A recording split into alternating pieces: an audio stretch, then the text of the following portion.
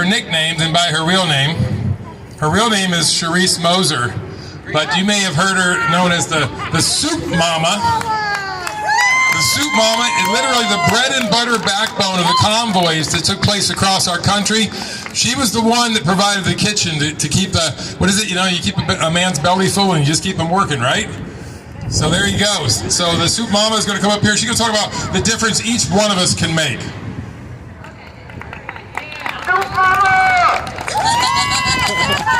Thanks, guys.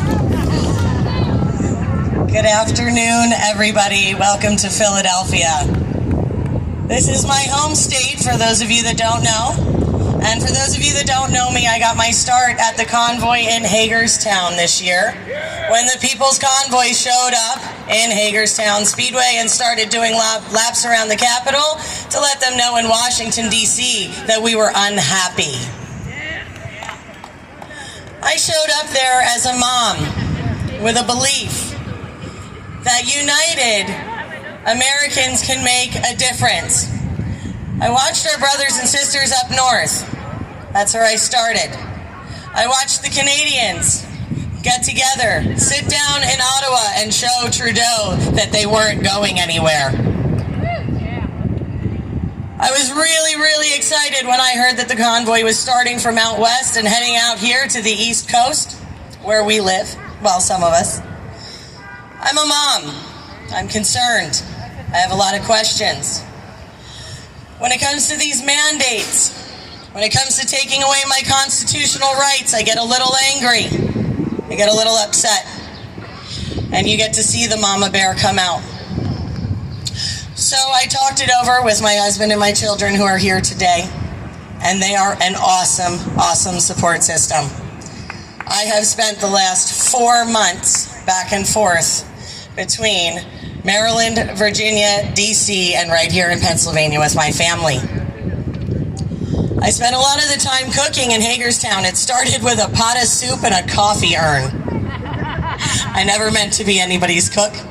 I never meant to be a soup mama. But it just kind of happened.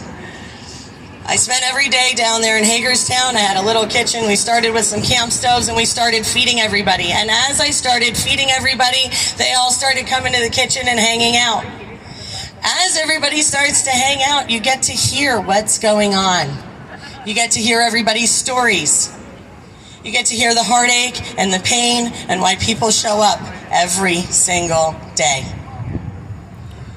You get to hear about how people like Gwen and like some of my other friends have gone through these horrific experiences with all of the mandates, with all of these regulations and suggestions.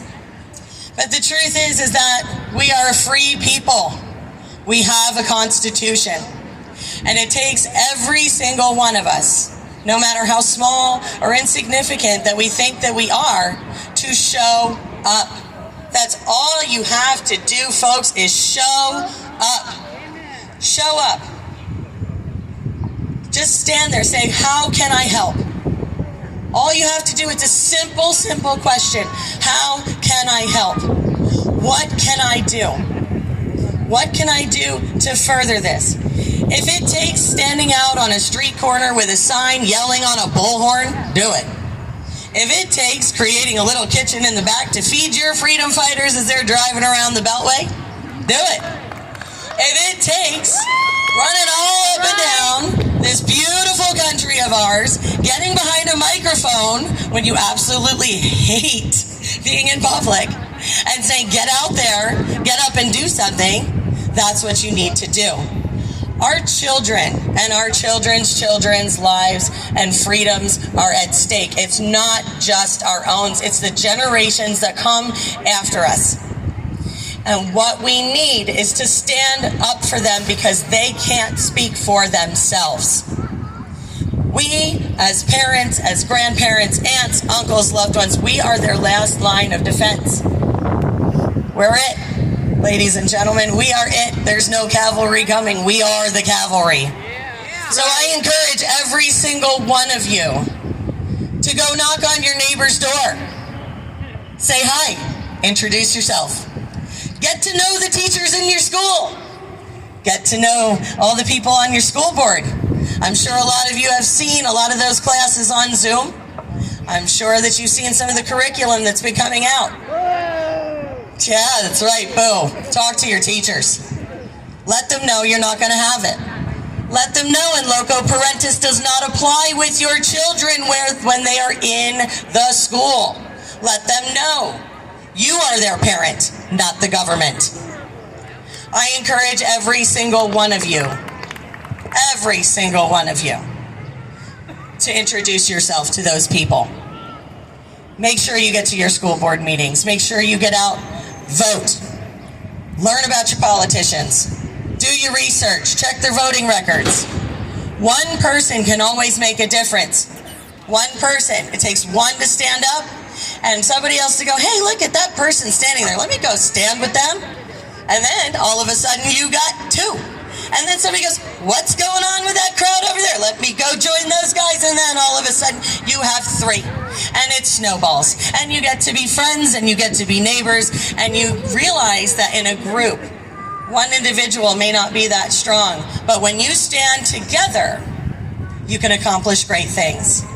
That's right. Thank you very much, guys, for allowing me to have this time today. Like I said, I encourage every single one of you, get out, know your neighbors, introduce yourself today, meet two new people. Meet two new people. Talk to them. Find out where they stand. See if you have an ally. Allies are always good. And I encourage you to get active in your communities. And thank you. I love you guys. God bless. Have a wonderful day. Happy 4th of July, guys.